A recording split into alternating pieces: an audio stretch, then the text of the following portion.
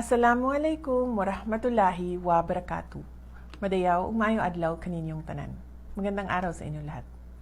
Kaisa ko ang buong bansa sa paggunita ng Araw ng Kagitingan. Ngayong araw, binibigyang pugay natin ang mga magigiting na kawal na nanindigan sa Bataan. Ang kanilang sakripisyo ay hindi lamang pagpapakita ng lakas militar.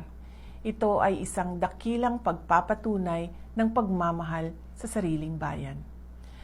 The Day of Valor reminds us that our freedom was bought at a high price.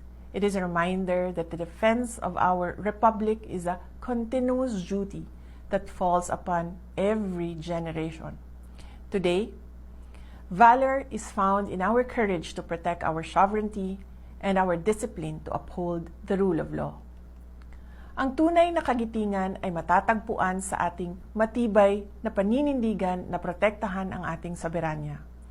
Ang anumang pagtatangka ng mga banyagang institusyon na manghimasok sa ating hustisya ay isang tuwirang hamon sa kalayaang ipinaglaban ng ating mga bayani sa Bataan. May kakayahan tayong pamunuan ang ating sarili at pairalin ang ating sariling mga batas sa ilalim ng ating sariling mga hukuman. Kagaya ng ating mga bayani sa Bataan, huwag tayong sumuko. Harapin natin ang mga hamon ng ating panahon, taglay ang parehong diwa ng katatagan. Paninindigan ang isang matatag, ligtas at tunay na malayang Pilipinas. Isang makabuluhang pagunita ng Araw ng Kagitingan sa inyong lahat. Mahalin natin ang Pilipinas para sa Diyos sa bayan at sa bawat pamilyang Pilipino. Syukran.